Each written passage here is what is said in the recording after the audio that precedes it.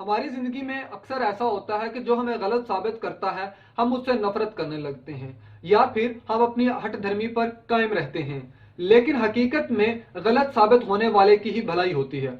आइए देखते हैं किस तरह। फॉर एग्जाम्पल कि अगर आप किसी के साथ कारोबार करना चाह रहे हैं, अगर आप अपनी जिंदगी की सारी जमा पूंजी उसके साथ इन्वेस्ट करना चाह रहे हैं, लेकिन इसी दौरान हमें कोई जो बेहतर जानता है वो हमें बताता है कि हमारा फैसला दुरुस्त नहीं है, हमारा फैसला गलत है, कि जिसके साथ हम इन्वेस्टमेंट करने जा रहे हैं वो शख्स इस कदर भरोसे के काबिल नहीं है कि अपनी जिंदगी की सारी जमा पूंजी उसके साथ कारोबार में लगा दी जाए। तो यहाँ पर दो सिचुएशंस पैदा हो सकती हैं। पहली तो ये कि हम उसके बारे में थोड़े ज्यादा मोहतात हो जाते हैं और कानूनी तौर पर ऐसे इकदाम करते हैं कि आने वाले वक्त में हमारे साथ फ्रॉड ना किया जा सके। और दूसरी सिचुएशन क्या हो सकती है कि हम अपनी हठ धर्मी पर कायम रहते हुए और इसमें अपनी बेइज्जती समझते हुए कि हम गलत साबित हो रहे हैं, किसी चीज की परवाह किए बिना अपनी सारी जमा पूंजी उसके साथ इन्वेस्ट कर देते हैं और बाद में हकीकत में हमारे साथ फ्रॉड हो जाता है। तो फिर इसमें नुकसान किसका हुआ? यकीनन हमारा। और पहली सिचुएशन में अगर हम गलत साबित हो जाते हैं और थोड़े ज्यादा मुहतात हो जाते हैं उसके बारे में और ऐसे कानूनी इकदाम करते हैं कि हमारे साथ फ्रॉड ना किया जा सके, तो फायदा किसका हुआ? यकीनन हमारा।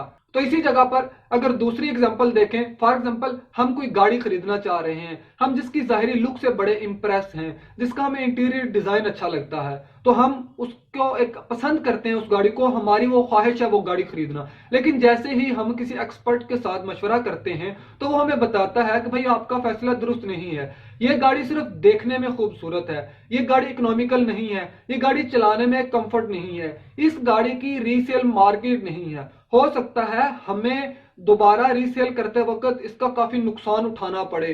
तो इसी तरह इसमें भी दो सिचुएशंस हैं। तो हमें क्या फायदा हुआ कि अगर हम मोहतात हो जाते हैं, खुद को गलत मान लेते हैं, खुद की गलती मान लेते हैं, तो अपनी हठ धर्मी पर कायम नहीं रहते, तो हमारा ही फायदा हुआ। इसी दौरान अगर देखें तो कुछ लोग हसीन ख्वाब दिखाते हैं कि आपके पैसे इतने ड्यूरेशन में डबल होकर आपको वापस कर दिए जाएंगे।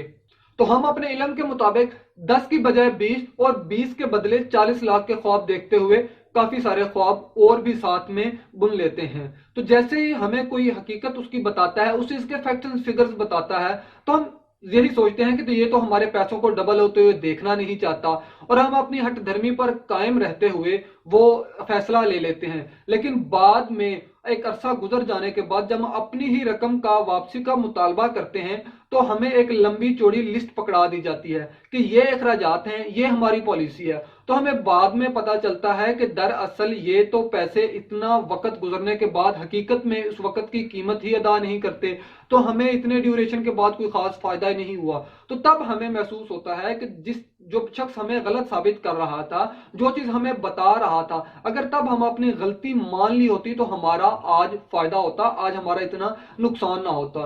तो लिहाजा यहाँ बात करने का यह मकसद है कि अगर हमें कोई गलत साबित करता है तो हकीकत में हमारा ही फायदा हो रहा होता है। क्यों? क्योंकि हम अपने फैसले से गलत साबित हो रहे हैं, रेदर देन कि हम एक अपने फैसले पर 5 से 6 साल, 2 से 3 साल या इससे भी ज्यादा अरसा लगाएं और बाद में वो फैसला, वो चीज हमें नुकसान दे।